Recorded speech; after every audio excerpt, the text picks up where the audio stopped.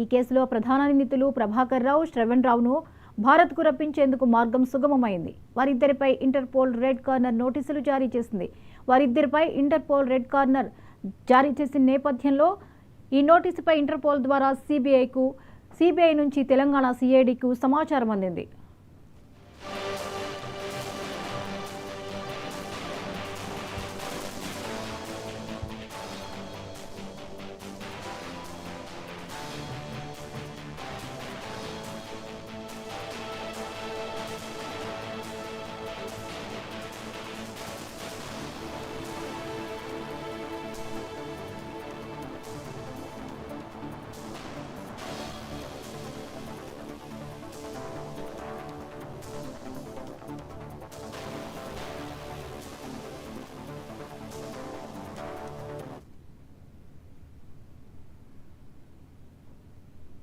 వీలైనంత తొందరగా నిందితులను భారత్కు రప్పించేందుకు కేంద్ర హోంశాఖతో పాటు విదేశీ వ్యవహారాల శాఖతో హైదరాబాద్ పోలీసులు సంప్రదింపులు చేస్తున్నారు. డిహెచ్ఎస్కు సమాచారం అందగానే అమెరికాలోని ప్రొవిజనల్ అరెస్ట్ చేసే అవకాశం ఉన్నట్లు సమాచారం. అమెరికా నుంచి నిందితులను డిపోర్టేషన్ ప్రక్రియ ద్వారా ఇండియాకు పంపించే అవకాశం ఉన్నట్లు తెలుస్తోంది. కాగా హైదరాబాద్ పంజగుట్టలో ఫోన్ ట్యాపింగ్ కేసు నమోదు కాగానే నిందితులు అమెరికా పారిపోయారు. ఈ అంశంపై మరిన్ని అప్డేట్స్ని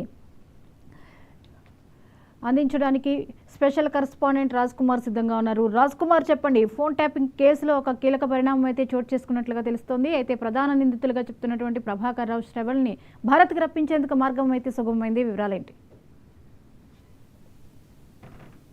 జ్యోతి, ఫోన్ ట్యాపింగ్ కేసులో ఇప్పటికే గత గవర్నమెంట్ లో కూడా ఫోన్ ట్యాపింగ్ వ్యవహారం కూడా కొలిక్కి వచ్చే అవకాశం ఉంది. ఎందుకంటే ఇందులో ఒక కీలక పరిణామం కూడా చోటు చేసుకుందని చెప్పుకోవచ్చు. ఎందుకంటే పంజాగుట్టకు సంబంధించి కాంగ్రెస్ ప్రభుత్వం రాగానే ఫోన్ ట్యాపింగ్ వ్యవహారం కూడా బయటికి రావడం, ఒక్కసారిగా ఎవరెవరి ఫోన్లు ట్యాపింగ్ చేసి పెద్ద అత్యాధునిక టెక్నాలజీ వాడి కూడా ట్యాపింగ్ చేసి చాలా మంది బ్లాక్ మెయిల్ చేసి కూడా ఇబ్బందులు పెట్టారని కూడా తెలుస్తా ఉంది. దీనికి సంబంధించినటువంటి ఈ కేసు ఫోన్ ట్యాపింగ్ కేసు సంబంధించినటువంటి ఎస్ఐబి కూడా మాజీ ఓఎస్డి ప్రభాకర్ రావును ఏదైతే అమెరికా నుంచి స్వదేశం తీసుకొచ్చేందుకు కూడా మొత్తం అధికారులు మొత్తం లైన్ క్లియర్ కూడా చేశారు తెలుస్తా ఉంది. అదేవిధంగా ఈ ప్రభాకర్ రావుతో పాటు మరో కీలక నిందితుడు శ్రవణ్ రావును కూడా భారత్ తీసుకొచ్చేందుకు మాత్రం పోలీసులు మార్గం సుమగం చేశారు. ఇందుకు ఇప్పటికే దీనికి సంబంధించినటువంటి ఇద్దరు నిందితులపై సిబిఐ రెడ్ కార్నర్ నోటీసులు కూడా జారీ చేయడం, దానికి అనుగుణంగానే వారికి తెలంగాణ సిఐడికి సమాచారం కూడా ఇవ్వడం జరిగింది. సిబిఐ ఇప్పటికే వీరిద్దరి పాస్పోర్ట్లు రద్దు చేసిన విషయం మనకు తెలుసు. ఎందుకంటే వారు ఎప్పుడైతే సిబిఐకి సంబంధించినటువంటి పంజాగుట్లో ఫోన్ ట్యాపింగ్ వ్యవహారం కేసు నమోదు కాగానే వీరిద్దరు నిందితులు కూడా ప్రభాకర్ రావు అమెరికా కూడా పారిపోవడం జరిగింది.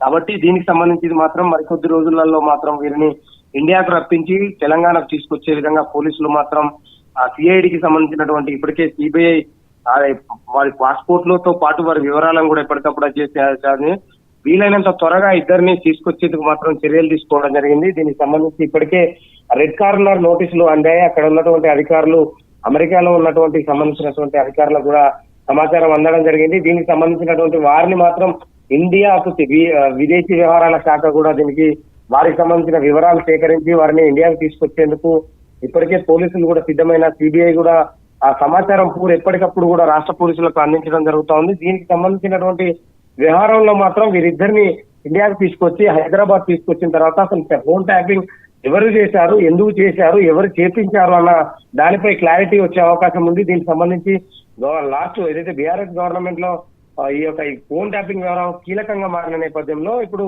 కాంగ్రెస్ సంబంధించినటువంటి ఈ ఫోన్ ట్యాపింగ్ వ్యవహారం మొత్తం కూడా ఎప్పటి నుంచో చాలా మందిపై కూడా కేసులు నమోదు చేయడం జరిగింది. కొంతమంది మొన్నటి వరకు కూడా జైల్లో ఉండడం జరిగింది. వారికి మొన్ననే బెయిల్ కూడా రావడం జరిగింది. తిరుపతి అన్న కావచ్చు, భుజంగరావు, వీరందరికీ కూడా బెయిల్ కూడా రావడం జరిగింది. కాబట్టి వీరు కూడా వస్తే ఈ ఫోన్ ట్యాపింగ్ వ్యవహారం మాత్రం పూర్తి వివరాలు బయటకు వచ్చే అవకాశం ఉంది.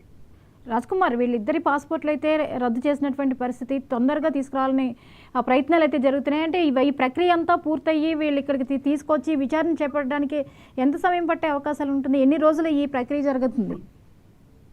ఇప్పటికే అంటే విదేశీ వ్యవహారాల శాఖ సంబంధించినటువంటి సిబిఐ వారి పాస్పోర్ట్లు కూడా ఇద్దరిది వారి సమాచారం పూర్తిగా సేకరించి, ఎందుకంటే సిబిఐ కూడా కేసులు నమోదు చేయడం జరిగింది దానికి సంబంధించి. ఎందుకంటే దీనికి సంబంధించి అంటే ఫోన్ ట్యాపింగ్ చేయాల్సిన అవసరం ఏందని కూడా దానికి చెప్పడం జరిగిన నేపథ్యంలో అమెరికాకు వీళ్ళు పారిపోయిన నేపథ్యంలో లీగల్ గా ఎలాంటి ఇబ్బందులు లేకుండా, ఎందుకంటే వీరు అక్కడికి పారిపోయిన నేపథ్యంలో వారికి మొదట రెడ్ కార్నర్ నోటీసులు జారీ చేయడం, వారు మళ్ళీ విచారణకు సహకరిస్తామని చెప్పడం, వీటన్నిటికీ వారిని ఇండియాకు తీసుకొచ్చే వ్యవహారం ఇదంతా లీగల్ ప్రొసీజర్ కాబట్టి వారందరినీ త్వరలోనే ఇండియాకు తీసుకొస్తామని పోలీసులు చెప్తున్నప్పటికీ ఇప్పటికే ఫోన్ ట్యాపింగ్ వ్యవహారం మాత్రం రాష్ట్ర వ్యాప్తంగా దేశవ్యాప్తంగా సంచలనం సృష్టించింది. కాబట్టి దీనికి ముఖ్య సూత్రధారి అప్పటి ఓఎస్డీ అయినటువంటి ఏదైతే ప్రభాకర్ రావు ఇండియాకు తీసుకొచ్చి ఈ కేసుకు సంబంధించినటువంటి వివరాలు పూర్తిగా రాబట్టేందుకు మాత్రం మరికొద్ది రోజులు మాత్రం సమయం పట్టే అవకాశం ఉంది. ఎందుకంటే వారికి అప్పటికే నోటీసులు అందాయి, రెడ్ కార్నర్ నోటీసులు అందడం జరిగింది. వారిని ఇండియాకు తీసుకొచ్చేందుకు ఇప్పటికే వారు అందరినీ అరెస్ట్ ఇండియాలో తీసుకొచ్చేందుకు మాత్రం సిబిఐ అధికారులు అన్ని ఏర్పాట్లు చేయడం జరిగింది. ఇప్పటికీ రాష్ట్రంలో ఉన్నటువంటి సిఐడి అధికారులు కూడా సమాచారం ఎప్పటికప్పుడు అందిస్తారు. ఫలాని ఇప్పుడు డేట్ మాత్రం ఇప్పటివరకు ఏం ఫిక్స్ చేయాలి, కానీ మరికొద్ది రోజులు సమయం పట్టే అవకాశం ఉంది. తీసుకొచ్చిన తర్వాత ఈ ట్యాపింగ్ వ్యవహారం మాత్రం పూర్తిగా బయటకు వచ్చే అవకాశం ఉంది. Right, thank you Raj Kumar.